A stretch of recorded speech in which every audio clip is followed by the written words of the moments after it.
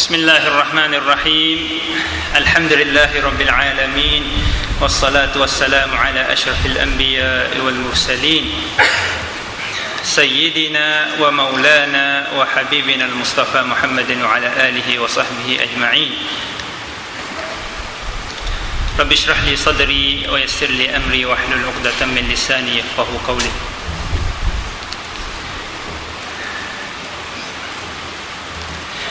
Tuan Pengerusi, ahli majlis tazkirah pada malam yang mulia ini, hadirin dan hadirat muslimin dan muslimat, Assalamualaikum warahmatullahi wabarakatuh.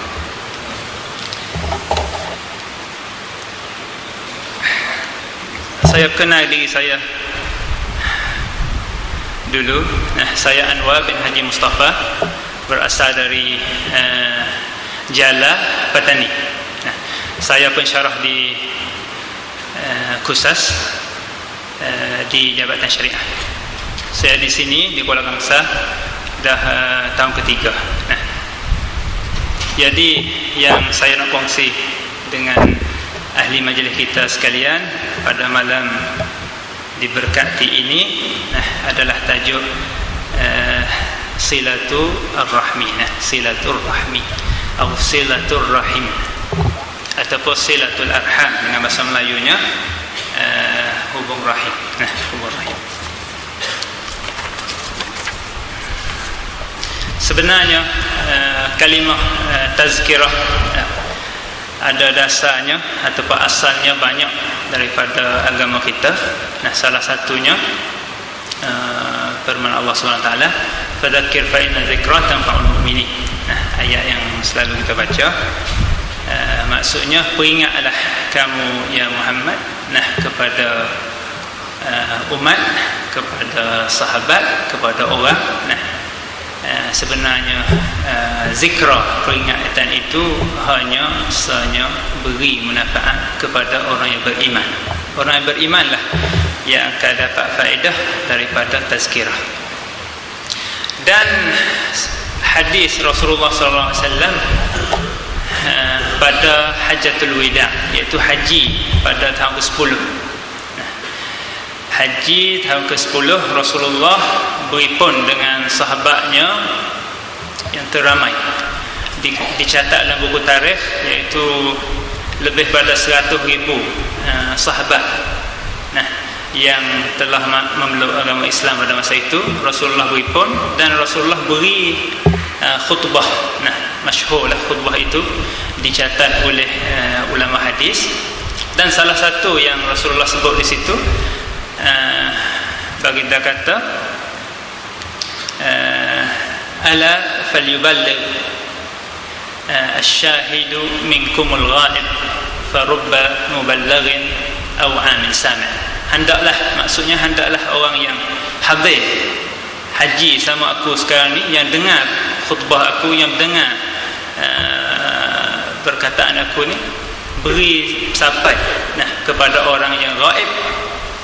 Kerana kadang-kadangnya orang yang gaib, yang tidak dengar di sini, lebih faham daripada orang yang ada sekali dengan aku. Inilah asal dasar tazkirah. Untuk kita peringat, saya di sini sekadar menyampaikan panggil ayat-ayat dan hadis-hadis tentang silaturahmi untuk kita bersama tahu fadilatnya dan bahayanya lawan bagi silaturahmi, iaitu qati'atur rahmi, putuskan hubungan rahim itu. Kalimah awal sekali dah, silatul rahim ataupun dikatakan silatul arham, sama sahaja. Rahim kita selalu dalam bahasa Melayu kita kata rahim ibu, betul tak? Tapi di sini rahim dah guna dengan makna lain. Makna dia qarabah. Qarabah di sini makna dia adik-beradik lah, ataupun darah daging. Silah, kalimah silah asalnya daripada waslun, wasala. Jadi bagi orang yang baru belajar bahasa Arab, jika nak buka kat kamus, nak rujuk kat kamus, kamus bahasa Arab Melayu kan, ataupun bahasa Arab Inggeris kan, jika pergi kat kalimah sad, silah, sad lam ta marbutah, jika pergi kat kalimah sad tak dapat kalimah silah, kerana asalnya waw, kena pergi kat waw. Jadi ta marbutah itu ganti bagi raw yang dihazafkan. Itu untuk ahli lughah lah, kita kata silaturrahmi makna hubung. Silah asalnya maknanya buat baik kepada panggil apa, daging darah kita, buat baik, ihsan. Di sana ada satu lafaz lagi, iaitu birrul walidain, buat baik, kepada taat dan buat baik kepada dua ibu bapa. Sebenarnya birrul walidain ini terkandung, dah termasuk dalam kalimah silaturrahmi. Jadi kita akan baca selepas ini beberapa hadis menunjuk di atas fadilah silaturrahmi, dan yang lebih utama yang untuk kita buat baik iaitu ibu bapa. Ibu bapa sebenarnya masuk dalam silaturrahmi. Tapi orang Arab dia khaskan silaturrahmi ini dengan adik-beradik ataupun kerabat yang bukan ibu bapa. Itu ialah. Jadi maknanya kita dah tahu. Maknanya al-ihsan, buat baik. Itu asal makna buat baik. Jadi kita kata ziarah menziarahi, beri salam, tanya khabar, hadir majlis nikah kahwin adik-beradik kita, itu daripada rupa silaturahmi lah yang kita tahu dah. Tapi di sebenarnya ada lagi bahasan yang lebih detail yang ulama sentuh tentang silaturahmi. Kita akan sentuh benda itu. Apakah hukum silaturahmi? Hukum ni 5 perkara lah. 5 hukum, 5 adalah hukum taklifi. Wajib ke, sunat ke, mubah, harus ke, makruh ke, haram. Itu makna hukum. Di sini ada khilaf di antara ulama, di antara jumhur dan imam ataupun mazhab Syafi'i kita. Jumhur ulama mereka kata silaturahmi adalah wajib. Wajib hubung rahim. Mazhab Syafi'i kita kata silaturahmi adalah sunat. Adalah sunat. Tetapi mereka bersepakat bahawa putuskan rahim itu adalah haram. Bukan sekadar itu, bahkan kabirah. Kabirah ni makna dosa besar. Apa makna dosa besar? Jika dosa besar ni seolah kesannya banyak. Jika jadi saksi di qadhi Islam, tak diterima. Bukan benda main-main. Maksudnya jika ada di kalangan kita orang terkena kata mutuskan rahimnya, maksudnya tak hubung dengan kaum kerabatnya, maka orang ini nak jadi saksi tak boleh, nak jadi wali nikah pun tak boleh. Pada ini makna besar, kabirah, dosa besar. Dan uqubah dia di sisi Allah SWT kita akan tengok di hadis-hadis, sangat bahayalah kita kata. Jadi di sini ada 3 perkara. Perkara yang pertama dinamakan al-wasil. Wasil ni orang yang hubung rahim. Yang kedua ada al-qati', iaitu orang yang memutuskan rahim.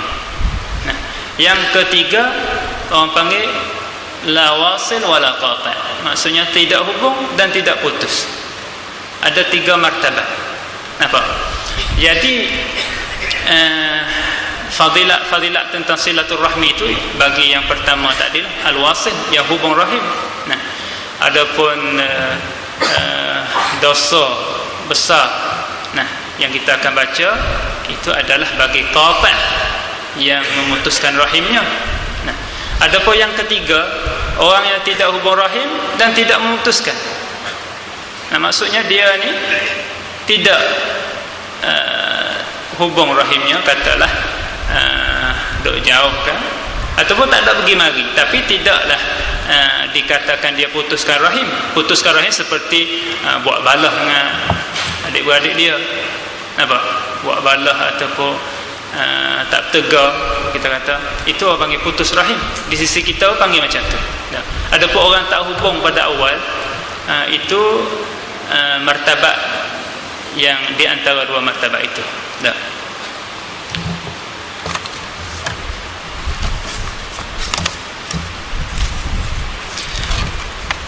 Ulama kata silaturahmi ini sebenarnya tergantung di atas kelakuan. Nah, kelakuan kita sendiri sebagai orang yang hubung, dan terhenti juga di atas orang yang kita hubungi. Dan kemampuan kita. Misalnya, jika ada sepupu kita ataupun kita kata mak saudara, tak apalah, mak saudara dekat sikit dah, perlu kepada duit dengan sebab hajat apa sajalah, kita kata, maka di sini ulama kata jika kita sebagai orang kaya, orang ada duit lebih, kita sekadar pergi ziarah dia, itu tak dinamakan hubung rahim. Kita kena beri, kena tolong. Jangan biar mak saudara kita ini pergi minta ke orang lain luar daripada keluarga kita. Nampak? Jadi di sini hubung rahim bukan sekadar ziarahi atau beri salam atau bertanya khabar, bahkan kena beri, kena bantu duit pada kes yang saudara kita itu perlu. Nampak? Adapun kes lain-lain, kita terima dakwahnya untuk, kita kata, hadir majlis apa saja, itu dah dinamakan hubung rahim.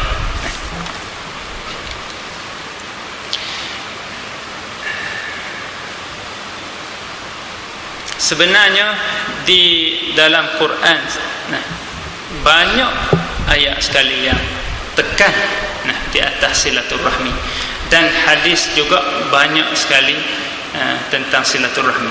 Jadi mungkin saya baca setengah daripadanya. A'udzubillahi minasyaitonir rajim. Wa idza akhadna mitsaqa bani Israil la ta'buduna illa Allah wa bil walidayni ihsana wa dhil qurba wal yatama wal masakin wa qulu lin nasi husnan wa aqimus salata wa atuz zakah ثم توليتم إلا قليلا منكم وأنتم معرضون.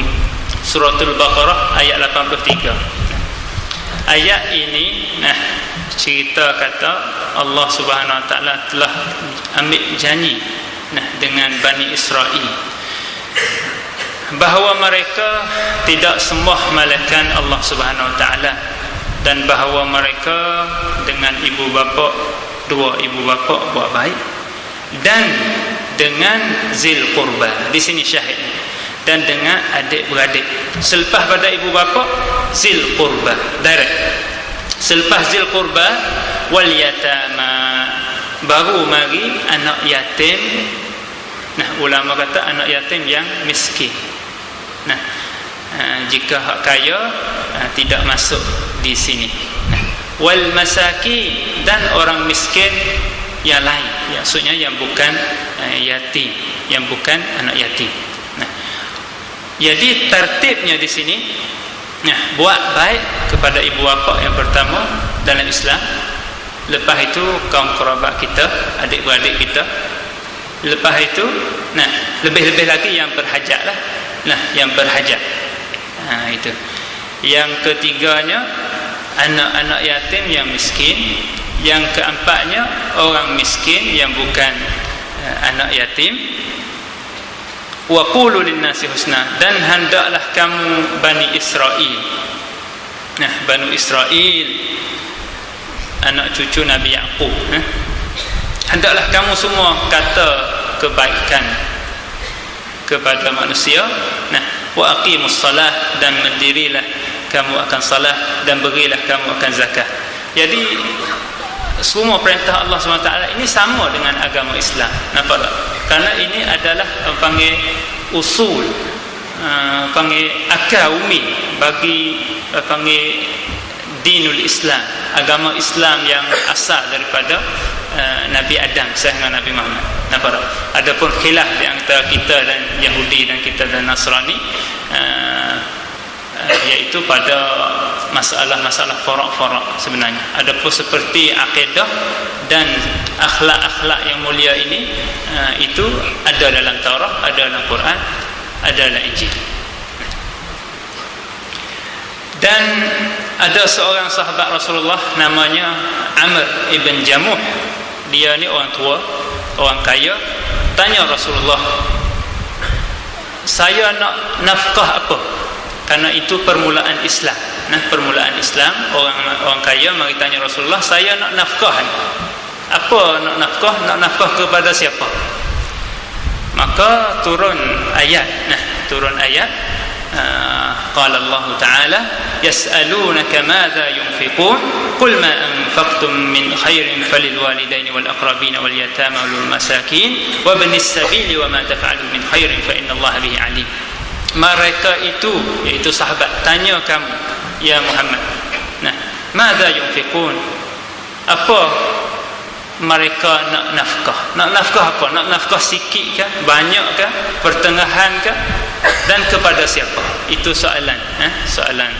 Maka Allah SWT jawab, qul, kata olehmu ya Muhammad, ma anfaqtum min khairin, apa sahaja yang kamu nafkah, sama ada sikit, sama ada banyak, maka diutamakan falil walidain, maka berilah kepada ibu bapa kamu. Itu dalam Quran. Beri utamakan kepada ibu bapa kamu. Kadang-kadang di kalangan kita lalai. Nah, duit ni kita beri kita utamakan orang jauh. Bahkan ibu bapa kita mestilah ibu bapa kita tak minta. Betul tak? Tapi kita kena bijaklah, tahu hajat mereka. Nah, beri ya, dengan tidak mereka minta atau bertanya. Dah. Wal aqrabi, yang diutamakan yang kedua aqrabi. Di sini silaturahmi dan adik beradik. Nah, daging darah.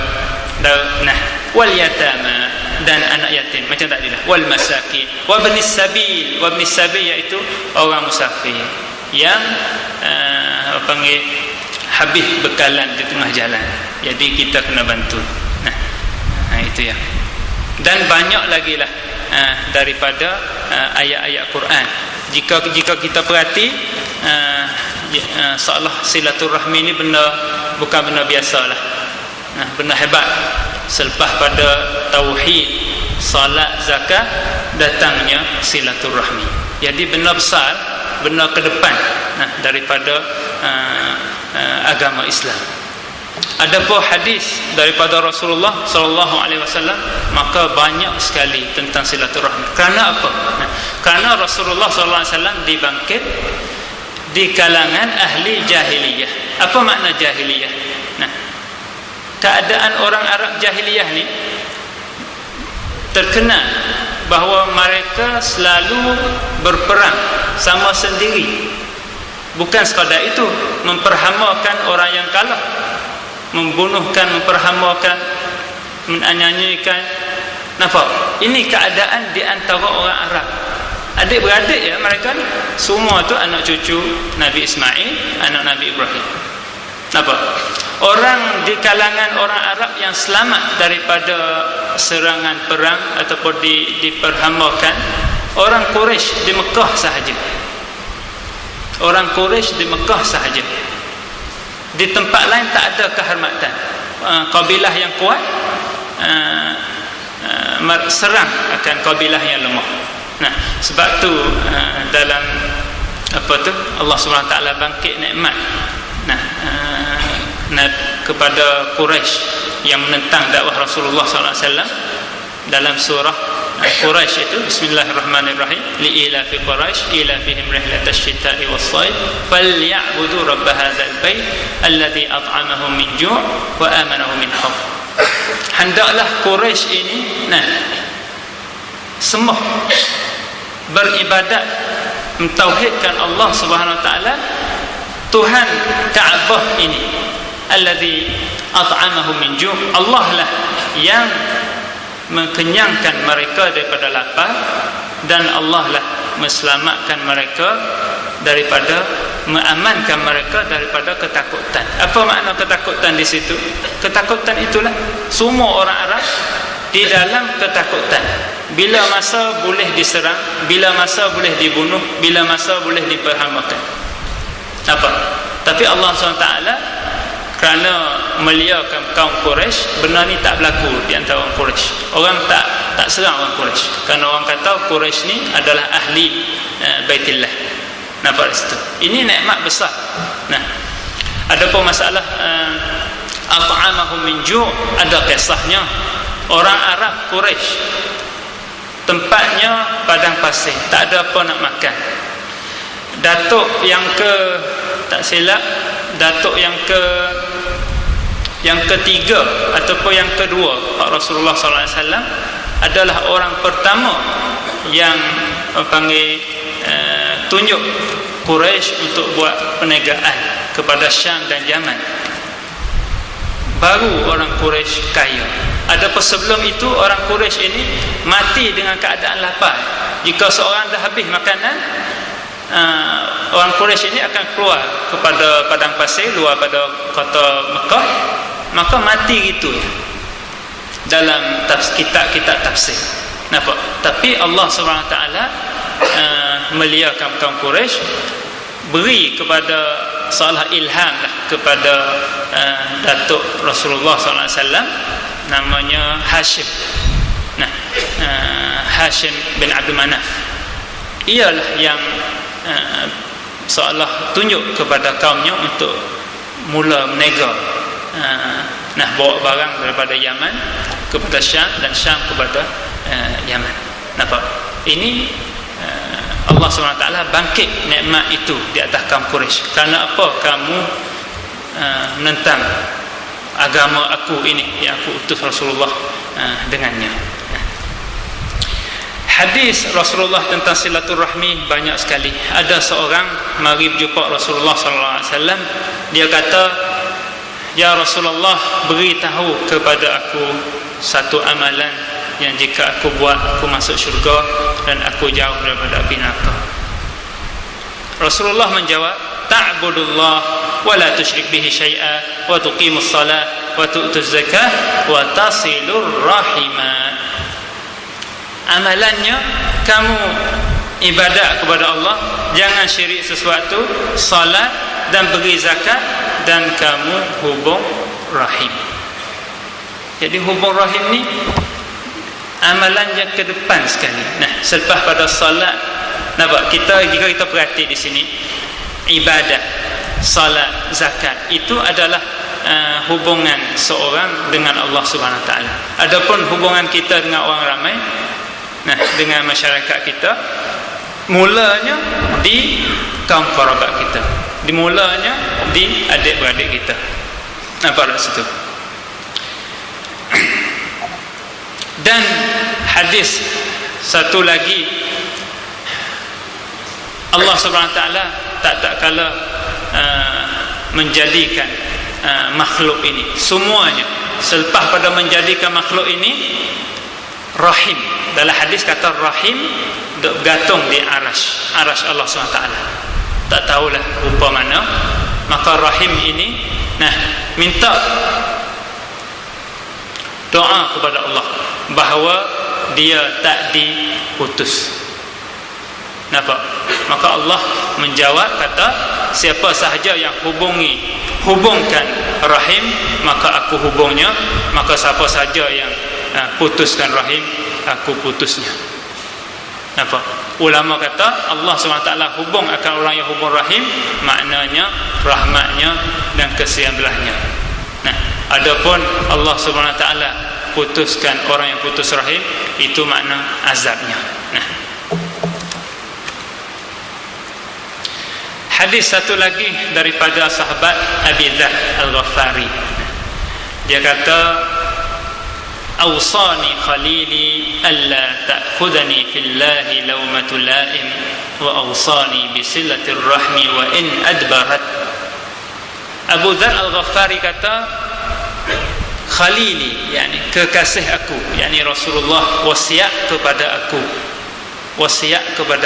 pesan kepada aku bahawa aku tak takut siapa sahaja cela aku untuk jalan Allah Subhanahu Wa Taala, dan aku hubung rahim, walaupun rahim itu adbar, paling ke belakang daripada, tak nak tegar dengan kita, tak ada nak bersaing, nak kawan dengan kita, tak ada nak hubung balas dengan kita. Walaupun demikian, Rasulullah SAW wasiat kata kita kena hubung orang ini. Apa? Jika ada orang hubung rahim dengan kita, kita hubung balik. Dalam hadis itu bukan orang hubung, bukan orang yang hubung rahim, bahkan dinamakan mukafi, orang balas sahaja. Orang yang hubung sebenarnya, orang yang hubung orang yang putuskan rahim dengannya. Orang itu seolah seteru, sepupu dia tapi seteru dengan dia, sama ada dengan sebab apa sajalah, hasad deki ataupun apa sebab lah yang berlaku, tapi kita ni hubung lagi. Itu orang panggil orang yang hubung rahim, yang akan dapat balasan besar daripada Allah SWT. Daripada Anas bin Malik, qala Rasulullah sallallahu alaihi wasallam, man sarrah an yubsat filahu fi rizqihi wa yansa'lahu fi athari falyasil rahimahu. Siapa yang di antara kamu suka nak beri mudah rezeki, Allah Subhanahu Wa Taala lebar banyakkan rezeki. Siapa suka banyakkan rezeki, dan siapa suka bahawa Allah Subhanahu Wa Taala melambatkan pada ajalnya, pada umurnya. Siapa suka umur panjang, siapa suka rezeki banyak, falyasid rahimah, hendaklah seorang itu yang suka dua perkara tadi, hubung rahimnya. Kerana benda ni adalah benda ghaib. Sebab-sebab bagi tambah umur dan tambah rezeki, iaitu hubung rahim. Siapa tahu benda? Seperti kita kata orang yang selalu baca suratul Waqiah, seperti waris daripada Ibnu Mas'ud, tak akan apa-apa selama-lama. Orang baca suratul Waqiah tiap malam. Siapa baca suratul Waqiah tiap malam, tak kena kepapaan selama-lama. Benda tu benda ghaib sebenarnya, benda ghaib, benda ghaib. Maka Rasulullah kata benda ni, siapa suka banyak rezeki dan panjang umurnya, maka hendaklah hubung rahimnya. Panjang umur di sini, ulama adalah dua tafsir. Tafsir yang pertama, bukan panjang umur, jika ditulis 60 tahun 60 lah, tapi diberkati pada umurnya. Maksudnya apa makna diberkati pada umurnya? Maksudnya dia boleh buat dalam masa yang pendek benda yang orang lain tak boleh buat dengan masa yang panjang. Kita katakanlah dalam masa 10 tahun, kita boleh buat banyak perkara. Orang lain 30 tahun tak boleh buat lagi benda tu. Ini salah satu rupa Allah SWT memberkati pada umur kita. Betul tak? Tengok kita ulama-ulama dulu seperti Imam Nawawi. Imam Nawawi ni umur 45 tahun, tapi buku dia jika tengok kita pelik macam mana masa dia ambil masa di mana untuk tulis buku yang banyak ini. Jika kita bagi dengan masa hidupnya, kita rasa takjublah, pelik. Imam Syafi'i sendiri yang tiap hari orang sebut namanya, sebab hebatnya pada ilmu fiqh, umur 54 tahun. 54 tahun tu dengan hijri, jika kira dengan miladi, dengan tahun takwim biasa ni, mungkin 52 tahun je. Nampak? Ada satu orang hebat, ulama sekarang ni, namanya Wahbah Az-Zuhaili, orang alim di Suria lah. Wahbah Az-Zuhaili ni orang panggil, orang setaraf dengan Yusuf Qaradawi lah. Satu kali dia mari ziarah UIA di Kuala Lumpur, saya pun ada sekali. Maka pensyarah Jabatan Syariah di UIA tanya Wahbah Az-Zuhaili, kerana Wahbah Az-Zuhaili terkenal, kata buku dia tu banyak sangat. Nah, ratus jilid, kata ratus jilid. Orang tanya, kata Syekh ambil masa mana untuk karang kitab yang banyak ini? Bukunya jadi reference di universities semuanya. Orang tanya dia, bilakah Tok Guru ambil masa mana tulis buku ni? Masa malam ke, masa pagi ke, tengah hari ke, masa mana? Dia jawab, kata dia tiap hari selepas subuh sampai jam 8. Jam 8 tu dia bertugas sebagai pensyarah di Damascus University. Apa? Dia lepas subuh sampai jam 8, tiap hari dia karang buku. Dia baca, dia karang. Sehingga kita nampak kesannya sampai sekarang. Banyak pelik lah jika orang tengok buku Wahbah Az-Zuhaili ini. Itu kita dapat jawapan daripada mulut dia sendiri. Nah, kita tak ada nak tafsir, melainkan itu adalah rupa, salah satu rupa keberkatan yang Allah Subhanahu Wa Taala beri kepada seseorang itu. Jadi orang Islam patutlah kita cari sebab-sebab bagi keberkatan ini. Kerana tak ada faedah bagi hidup jika tak adanya keberkatan. Hadis satu lagi daripada Abdullah bin Salam. Abdullah bin Salam salah satu ulama Yahudi yang masuk Islam. Nampak? Rasulullah SAW pertama kali hijrah kepada Madinah, orang Ansar, orang Arab, panggil Aus dan Khazraj di Madinah, pakat sebut dah Rasulullah dah datang, Rasulullah dah tiba. Maka Abdullah bin Salam ini tidak masuk Islam lagi. Dia pun nak tengok mana orang yang dakwa kata jadi Nabi ni. Dia orang Yahudi, dia ada ilmu sebenarnya. Orang Yahudi ni sebelum Rasulullah bangkit di Mekah, mereka dah tahu dah, kata akan bangkit di Mekah orang yang menyuruh manusia kepada sembah Allah Subhanahu Wa Taala dan tinggalkan berhala. Semua ahlu kitab tahu benda tu sebelum Rasulullah dibangkit lagi. Apa? Maka apabila Rasulullah hijrah kepada Madinah, dia pun tengok.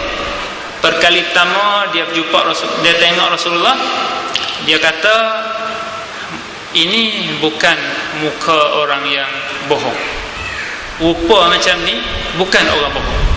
Rupa Rasulullah tu. Lepas tu Abdullah bin Salam juga kata, yang saya dengar ucapan Rasulullah sallallahu alaihi wasallam, iaitu baginda kata, ya ayuhan nas afshus salam wa at'imut ta'am wasilul arham wa sallu bil laili wal nasu niyam tadkhulul jannata bisalam.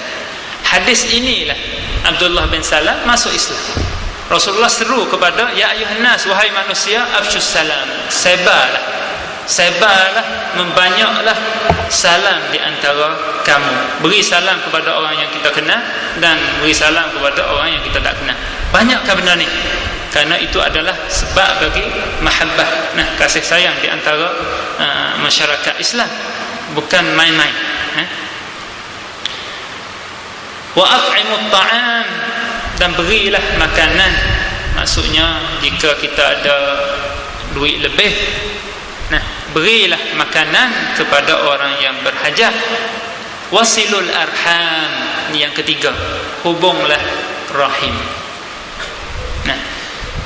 Wasallu bil lail, sembahyanglah masa malam, padahal kebanyakan orang itu tidur. Jika kamu buat empat perkara tadi, tadkhulul jannata bisalam, kamu akan masuk syurga dengan selamat. Maksudnya dengan mudah, dengan tak ada penat. Apa? Jadi Abdullah bin Salam dengar hadis ini masuk Islam dah. Dia kata ini perkataan Nabi. Tak ada orang kata sebelum ini seperti ini. Sama ya dengan Bani Israel apa dulu. Apa? Ini seru kepada kebaikan. Apa?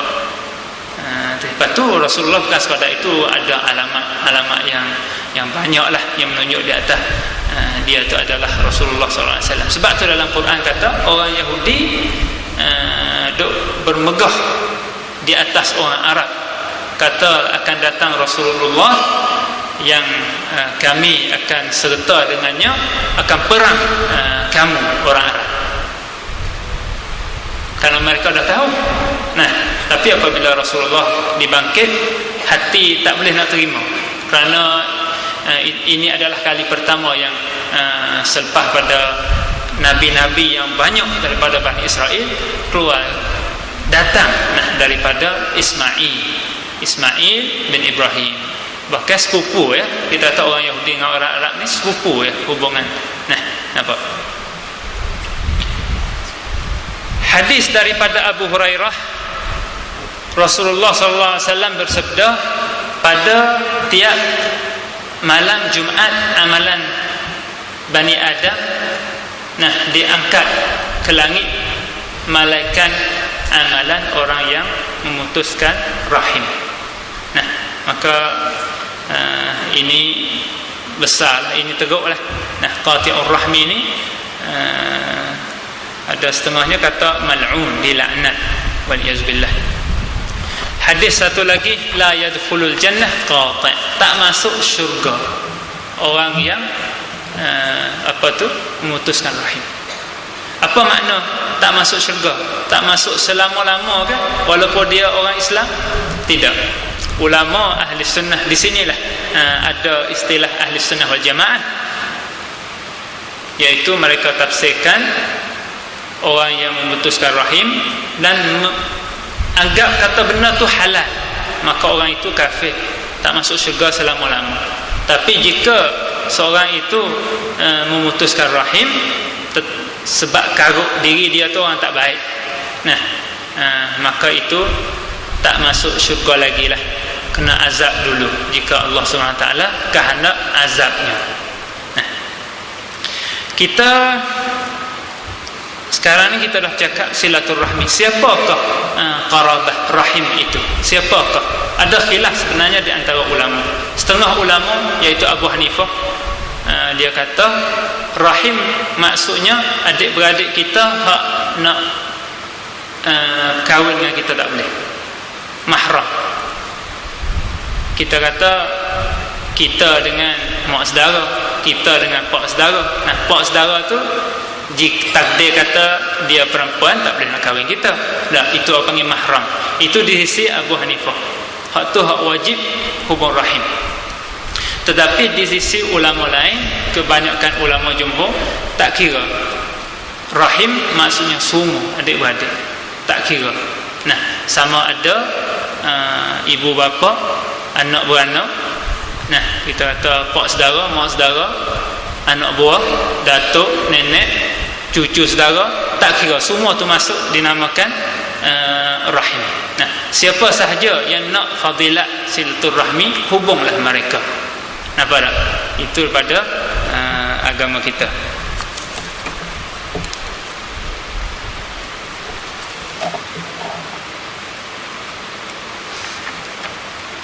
Faedah-faedahnya kita dah sebut dalam beberapa hadis tadi.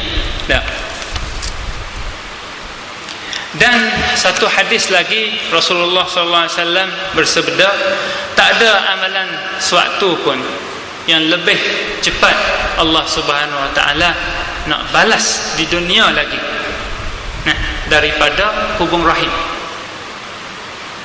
Benar besar. Dan tak ada amalan yang lebih cepat untuk Allah Subhanahu Wa Taala turunkan dendanya daripada memutuskan rahim.